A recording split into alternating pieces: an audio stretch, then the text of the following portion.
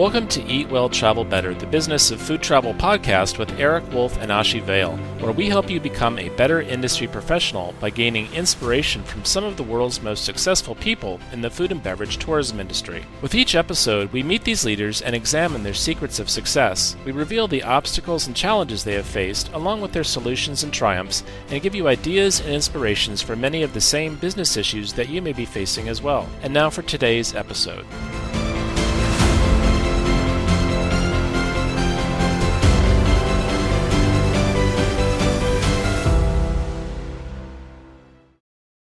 I'm Eric Wolf, and I'll be your host today for Episode 8 of Eat Well, Travel Better, the Business of Food Travel podcast, and joining me today is co-host Ashi Vale. With us today we have Amanda Niode. Amanda is an internationally renowned environmental and climate change educator and communicator. Her work background is varied, handling environmental specialties and climate change for Indonesian government agencies, multinational corporations, consulting companies, academic institutions, civil societies, and international organizations. Amanda was appointed as a visiting scholar at the Massachusetts Institute of Technology, MIT, in Cambridge outside Boston in the United States, and she has also lived in the United States. Amanda also serves as an ambassador of the World Food Travel Association in Indonesia. Welcome, Amanda. Hi, Eric. We're delighted that you can join us on the show today. Amanda, tell us how you got interested in the whole idea of food tourism. I mean, your background is in environment and climate change, and here you are representing our association in Indonesia. How did you get started with food tourism? Well, actually, I travel a lot because of this climate change and environment activities in many countries of the world, actually, as well as in Indonesia. And then during my travel related to my work, of course, I get exposed to all the travel destinations as well as the food options in many areas. And then I stumbled into the World Food Travel Association website. And I think, well, this is interesting. I can combine both my professional activities as well as the food travel interest that I encountered. So that's how I came to be interested in food travel. Nice. And you've really set a fantastic path for yourself in Indonesia. You produced a book on Gorontalo, which is a fascinating destination in Indonesia. And really, it was on the spice route. Is that correct? Yeah. Well, the book is not only on spice route, but it's on food travel, again, encouraged by the information on World Food Travel Association website. And then I was approached by some friends who do lots of works on spice travel activities. Well, actually, Gorontalo was not known for a spice route, but then I did some research, and then actually there are lots of historical information that we could develop into the spice route travel. And Amanda, what inspired you to put Gorontalo on the culinary map? Well, basically, it's where my ancestors came from, and also my parents and my husband. And then you have to have something, right? You have to have something that you work on, an area that nobody knows about. And then I was informed by the Gourmand World Cookbook Awards people that it is important to develop an unknown destination to become a well-known destination. That's what made me interested in the area as well. That's really wonderful. Can you tell us a little bit more about it? I actually hadn't heard of it until I had read your bio. And I'm really curious to learn more things like, how do you get to Gorontalo? And what has influenced the food that you get there? It sounds pretty amazing. Yeah, it's actually quite far. I live in Jakarta. Jakarta is the capital city of Indonesia. And it takes about almost half a day to travel to the area. Actually, it's only 3 hours flying time. Okay. But we have to transit in a city. And the area is situated on the Wallacea. It's a transition zone between the continents of Asia and Australia. So it has unique culture, unique animals, plants, as well as the food affected from many regions of the country. The area was influenced by trades from many countries, like, for example, from China, from the Arabian area, and also Australia. So again, like I said, it's an unknown area and lots of interesting things that many people don't know about. It's a beautiful area and it has beautiful diving spots as well as forests, rivers, lakes, you mentioned it. So lots of good things in the area, but we have to really raise the visibility of the area. And I noted that you had mentioned you were able to do this with almost no budget. How did you go about doing that? That's pretty impressive. Yeah, of course, the first thing, the bright spot in making the area famous is, of course, the World Food Travel Association.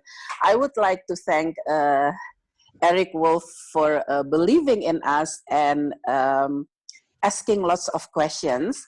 And the thing that made us, the Omar Niode Foundation, really learn a lot about the area is when I tried to get the CCTP, the Certified Culinary Travel Professional from the World Food Travel Association, because I made a paper to get the certificate. And there are lots of questions that I had to answer at that time, especially the unique selling proposition of the area.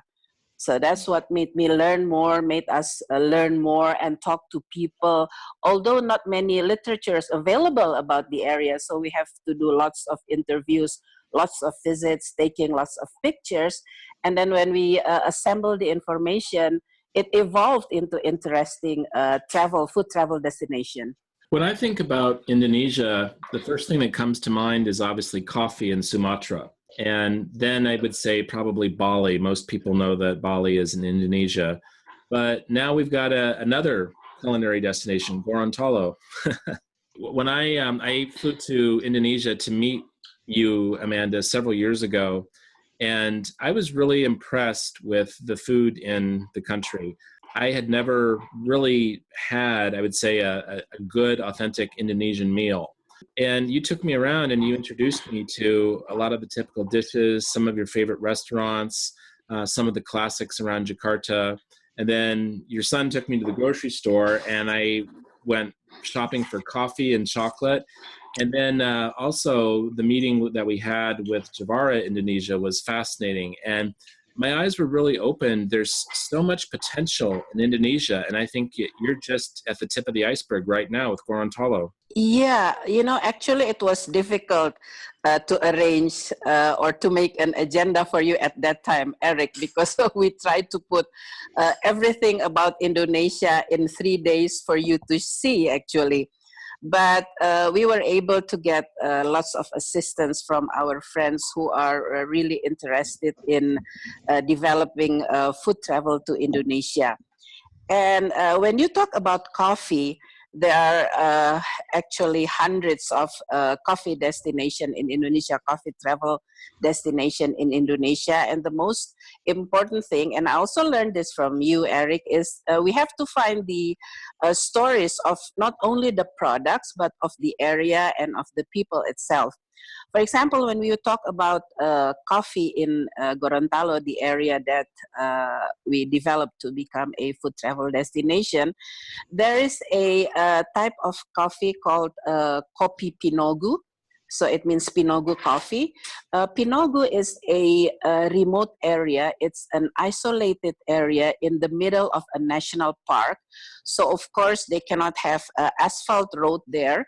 And people have to travel about 10 hours walking to get to the area, to get the coffee in the area. But it's an organic coffee, and it's been known to be a favorite of the Dutch queen. We were ruled by the Dutch, and the coffee has been in existence since 1875. So of course this story is very fascinating. Although I don't know about comparing the taste with the hundreds of specialty coffee in Indonesia, but the story itself made the coffee popular, and it also has a geographical indication, and it has also been in the Indonesian presidential palace to be tasted by the president. So again, it's important to have the story, to have the area, not only the food travel product itself. That sounds amazing. I didn't get to try that coffee when I was there. Oh yeah, you didn't. It means you have to come to Indonesia again. Regarding the food, Amanda, people have heard of, or may have heard of, nasi goreng from Indonesia or gado-gado. Can you tell us a little bit about the foods that people should try in Gorontalo and what you would highlight as some of the best part of the cuisine? Yeah, nasi goreng and gado-gado are very popular because they are the favorites of President Obama. That's why. But the food that I really would like to feature from Gorontalo is a traditional corn soup that we called binde biluhuta. It's the traditional name. It's very fresh. It's made out of corn, grated coconut, and basil, onion, and some hot pepper and lime to taste. So it's very fresh, and you can make it vegetarian as well. You can use tofu, or you can use shrimp or tuna. So you can call it a soup. Sometimes it's an appetizer, but sometimes it's a main course as well. And another dish that we would really like to introduce is what we call a tabu moitomo. Tabu moitomo is a black soup, and it's made again of coconut because coconut is very popular in the area. But the grated coconut is toasted, so then that's what makes the soup black, and it has 30 ingredients, including herbs and spices. So you can imagine, it looks black, but it tastes very good. So that's our signature dishes of the area, actually, those two things. And then the most important thing about food in the area is they are all fresh. For example, if you eat fish, it's directly like from a sea to plate. So it doesn't have to go through refrigerators or transported by airplane or by ships, but you can eat it directly from the sea. So you don't have to use lots of spices or lots of salt and pepper. The fish itself without anything is very good. You reminded me of when I was in Bali. I noticed that although the food had some similarities between Indian cuisine and Balinese cuisine, what was really unique was that all the spices used in Balinese food were really fresh. Just like you were saying, the seafood is so fresh. Even the herbs and spices that they use, in Indian cuisine, you typically use, powdered turmeric or ground chili powder that's been dried. But in Balinese cuisine, everything from turmeric to ginger to the chilies was all ground fresh, and it made for such a different and delightful meal. Yeah, and you know what amazed me is, of course, the flavor combination. How could they use all kinds of herbs and spices, all kinds of powders, but the taste is still good? And usually, Indonesians, they don't mind sharing recipes. In the United States, for example, some people really guard their recipes, using copyrights. You see in blogs that there are copyrights of recipes. It's not like that in Indonesia, because they said different hands will make different tastes. So people just freely share all kinds of recipes that they have here. I love that quote. Different hands make different tastes. It's such a community of sharing. Yeah. Amanda, you now have opened a cafe in Jakarta featuring Gorontali's food. Tell us about that project. Yeah, I mentioned about the food earlier to Ashi, about the corn soup, about the beef black soup. But there are many dishes, actually, and most of them are savory food, because Gorontalis don't like sweet food. Not like in Java, they usually put sugar in the food, but not in our food. So many people ask me, are there any Gorontalo restaurants in Jakarta? Well, there are not many Gorontalo restaurants in Jakarta. Most are home cooked. So my brother and I and several friends, we decided to open a cafe featuring Gorontalo food because there are many people ask about the food. And due to because of the last travel that we did in Gorontalo, there are many interests in Gorontalo food. So we opened the cafe, and it's daily. But on Saturday, we have special brunch only for Gorontalo food for those who would like to know more about the food of the area, and for those who really miss the area that they were born into, and they would like to taste some of the food. And every day we have fish, we have meat, we have vegetables, and the most populars are the chili condiments, or what we call sambal, because most of the Indonesian food usually come with sambal, the hot condiments with chili and shallot and garlic sometimes, and we put hot oil in it. Oh, it's so delicious. Ashi and Eric, you have to really come here, and the Oh, others too. you're making me hungry. I love sambals. They're my number one condiment. Yeah. I was surprised, Eric, when you were here. You just tasted it, and I said, "Are you okay with hot food?" And you said, "Yeah, I'm okay with hot food." Yeah, I don't know. It's I love that. It's different too when you taste it there. Like Ashi said, everything is so fresh. It's not the same when we get it here. It's in a jar and it's been shipped thousands of miles and it loses something. But when you have it there and they've just made it in the kitchen, it's really special. There is a researcher, a food researcher, food studies professor, who is trying to really identify all the traditional food in Indonesia. And up till now, she was able to identify about 6,000 ethnic food. And we have more actually, because Indonesia has 13,000 islands. So we have lots and lots of food. Of course, most of the food or some of the foods are influenced by international travelers because of the educational activities or trade activities between Indonesia and other countries as well. But they are all fresh and delicious and beautiful. Although the presentation, some people said that we really have to improve the food plating of Indonesian food, because all traditional food are, they're not good in color, usually brown or black or yellow. So the plating for some people is important. But the people in the area said, well, if it's too beautiful, we cannot eat it. So we just have to leave it as is. Amanda, I was just looking at some of the notes about you here, and you said that, well, I was looking at your Eureka moment, and you were saying that when you wrote your first article in a food travel blog 6 years ago and realized that you can actually do this. Tell us a little bit more about that aha moment, because I think a lot of times people have an idea and they're either too shy or maybe a little insecure or not motivated to take it to the next level. What pushed you through to do that? Well, I was trained as an environmentalist, so I write a lot in my field. But of course, it's different, writing academic papers or scientific or popular scientific articles. And then again, I read a lot from the World Food Travel Association website, and I saw some food blogs, of course. But most food blogs are recipes, right? But I would like to write something about food travel. So I traveled to several areas, and then I began writing.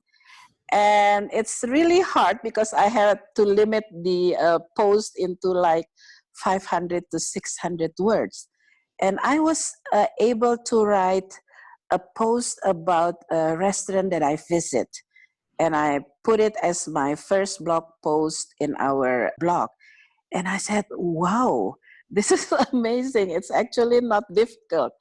And then I went to another destination and I wrote a post, and then I wrote again, whoa, there are many things actually that we can do on things related to food travel.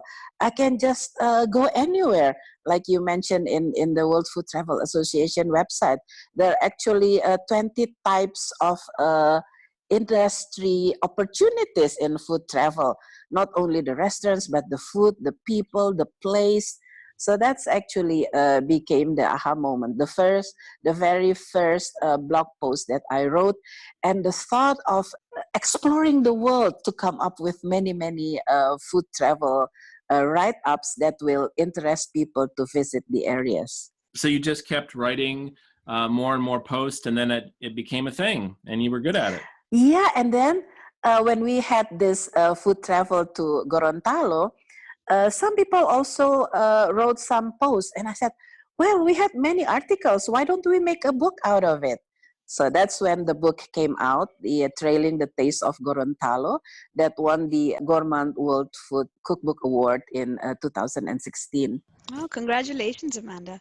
Would you mind sharing the link to your food and travel blog so people might check it out? Yeah, it's very easy. It's omarniode.org. So it's OMARNIODE.org. Thank you. And in a similar but slightly different vein, Amanda, can you talk a little bit about what concerns you see in or challenges that you see in the food, beverage, tourism industry, and if you have a solution for those concerns? Yeah, especially for Indonesia, like I mentioned, we have 13,000 islands and 6,000 ethnic foods identified to date. There are so many interesting things that we should explore. And I'm concerned because people are only focusing on, are only interested in some areas. For example, in Indonesia, they only go to Bali or only to several cities in Indonesia, while actually there are more to be explored. My solution is, of course, to write as many things as possible about the area that I'm interested in, and other people should do that too. And we should be exposed to international events, international activities, international organizations, because some activities or some destinations that are ordinary for us might be interested to other people as well. So we have to really talk and communicate and be exposed by as many organizations as we can be exposed to. You know, Amanda, you present an opportunity in that the idea of over-tourism is a big thing now. And you look at Amsterdam and Barcelona, sometimes London or Venice are mentioned. Bali is obviously overrun with tourists. And this diminishes the visitor experience. And so if these destinations are over-touristed, there's too many people, then what does that mean? And that means that secondary and tertiary destinations like Gorontalo have an opportunity to attract these people. Right. But the difference about Bali, although it's, inundated with tourists, they are very creative people, and they can always come up with new travel destinations, new food, or new arts and crafts to be explored. So that's what's special about Bali. And the way I see it is we have to use these popular areas to lure people to come to other destinations. For example, I was invited by it's been for several years, by the Ubud Food Festival. It's a very famous international food festival in Bali, and people come from all over the world. In fact, just a few days ago, I was there to present about Gorontalo. So the festival was attended by about 15,000 people from all over the world, and I talk about Gorontalo. That made people interested to visit the unknown destinations, actually. So I'm using a popular tourist area to introduce the unknown destinations in Indonesia. And I've been asked by other areas or other cities in Indonesia as well to help them raise the visibility of their ethnic food or their food destination to other countries, because they learn about our experience about exposing Gorontalo or putting Gorontalo with minimum budget. But they paid for everything, for the travel, to help them expose their areas. So that's been good, actually. I think you really hit the nail on the head when you were saying that many people only know about things like opening a restaurant or a hotel, or maybe offering a tour. And there's so many other components of this. When I was in Jakarta with you, we went to a cooking gadget store, and there were some other journalists there, and we met one of your famous chefs who was there. But it's fascinating to see what is valued, what's common in a store like that in another culture, or the grocery store that your son took me to. It's fascinating to see what is available for purchase and what people are buying, and the things that sell. And it was funny also to see it through his eyes, because we would look at a chocolate or a coffee and he'd say, no, that one's not so good, or you should try this one over here. And so going through having him guide me with his own preferences was really fascinating too. And I don't know, it just seems like there are a lot of opportunities that could be realized. I think a lot of entrepreneurs, they could benefit from maybe thinking of the unexpected. If we all expect that people are going to stay in a hotel and eat in a restaurant, what else is there? It is these retail stores, it's cooking schools, it's eating in people's homes. The companies like Traveling Spoon, where people can go and eat in homes with locals. And also do cooking classes sometimes with people in their homes. So these are important opportunities that really, they need to be pushed a little bit more, I guess is what I'm trying to say. That's what make us realize the opportunities of food travel when you list it, what they are. And then we can develop it into more interesting areas depending on what's available in the area. Like in our case, for example, we try to identify the snacks. But not only the snacks, but the snacks that use, for example, a certain palm sugar for the area. That in itself makes a lot of opportunities, not only for business, but also for people to have travel experience. For example, right now I'm talking a lot about pahanga. Pahanga is the palm sugar in Gorontalo. There are other palm sugar in other areas, but in our area, they are shaped into diamonds and using a certain leaf, fan leaves. And they use the shape into decorations in weddings, in birthdays, in all kinds of cycle of life ceremonies. When digging or researching about that topic, then it became a food travel destination and food travel experience as well. So with only one little thing like palm sugar, you can create a food travel destination. Amanda, looking back, if you could give yourself some advice, what would you tell yourself? I wish I could start it when I was younger. So my advice is start as young as possible. Some people become food blogger or food traveler when they are in their 20s. So that's very good. And talk to lots of people, join as many world organizations as possible, and join lots of Facebook groups. You know that I get lots of offers to write articles in book from from a Facebook page that deals on food and travel. So it's actually good. On also, of course, Instagram, lots of WhatsApp group, and lots of events as well. We like to have or to organize events. It doesn't have to be big events, but the one that I made in Indonesia, that was such a big and popular event. We had food travel event while Eric was in Indonesia a few years ago. We like to organize events, small, medium, and big events to really establish networks with those interested in food travel. Can you share a little bit more about the event and how you made it happen? Yeah, the event that Eric went to, it's called the Business Opportunities in Food Travel. So we were able to attract not only students, but also business people, hotel business, restaurant business, guides. And then since then, I'm invited to many of the activities. But Eric talked about the basics of food travel. And then some of my Indonesian colleagues talk about the opportunities of food travel in Indonesia. And there was a travel company talk about why food travel is not popular at that time, and also how to make it popular, because people like organized activities as well. And then, of course, there was a young lady or a young person who talked about her food travel around Indonesia, and that made people interested, especially students in the hospitality business. So you've done a lot to get a specific destination within Indonesia on the food tourism map, and you've branched out now and have this cafe in Jakarta. You have good working relationships in Jakarta with a national magazine publisher, an exporter of high-quality Indonesian value-added food and beverage products. You are certainly known in the food and beverage circles there.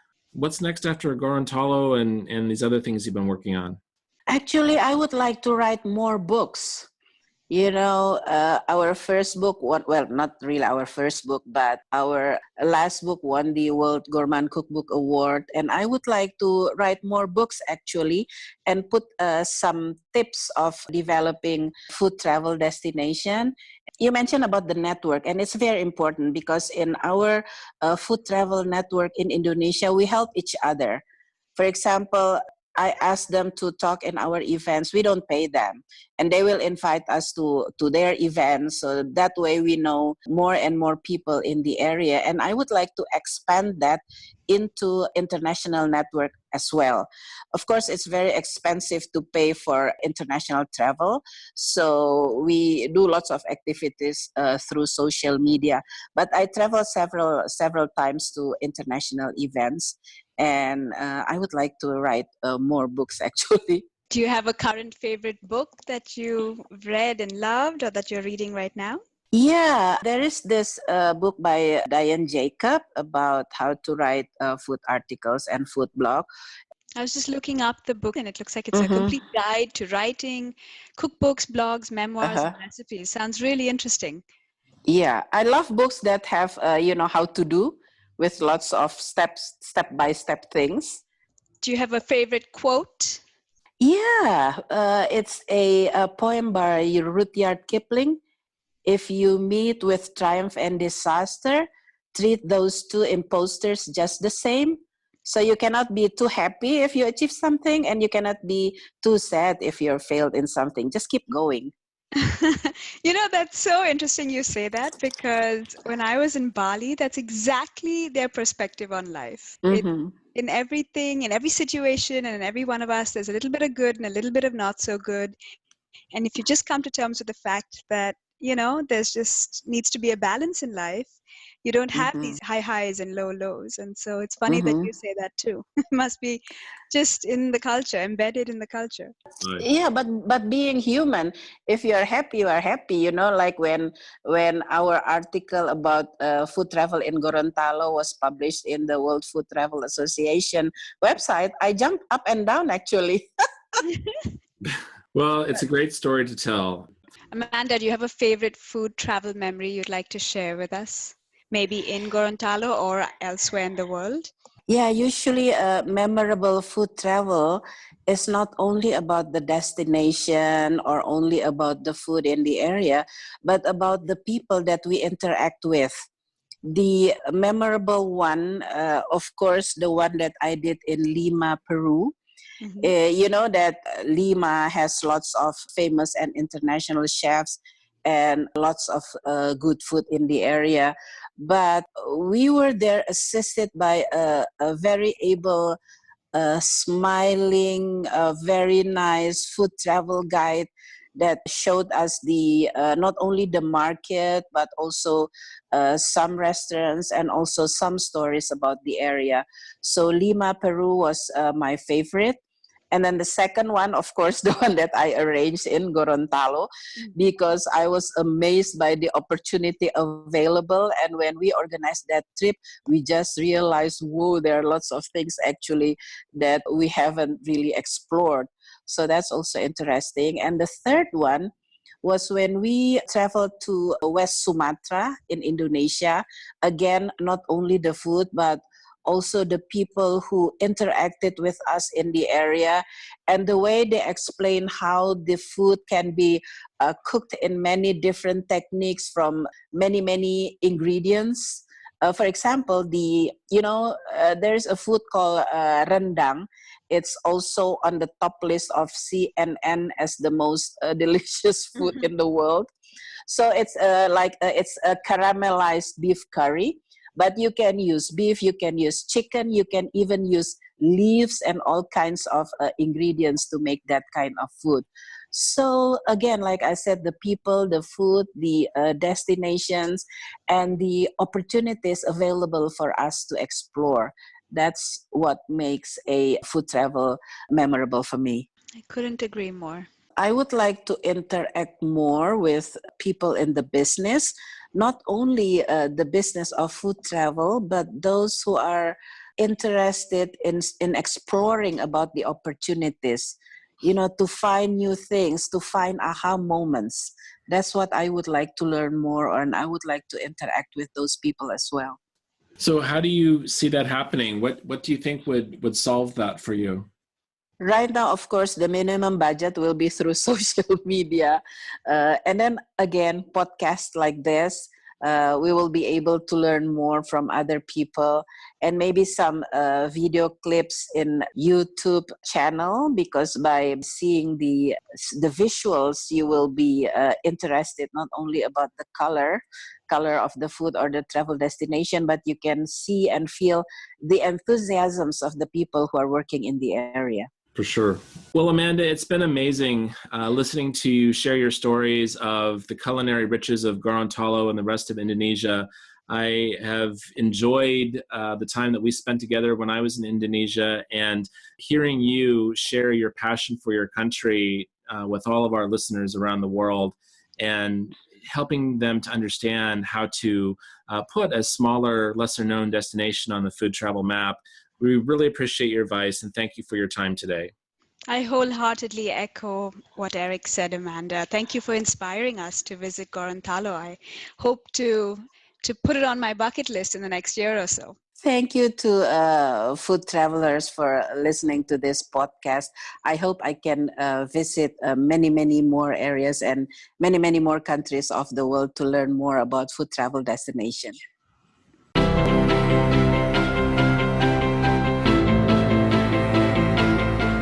That's all for this episode of Eat Well, Travel Better, the business of food travel, produced by the World Food Travel Association. Join us next time where we learn from some of the world's most successful people in the food and beverage tourism industry. We'll meet these leaders and examine their secrets of success. We reveal the obstacles and challenges they have faced, along with their solutions and triumphs, and give you ideas and inspirations for many of the same business issues that you may be facing as well. Thank you for joining us today, and until next time, eat well and travel better.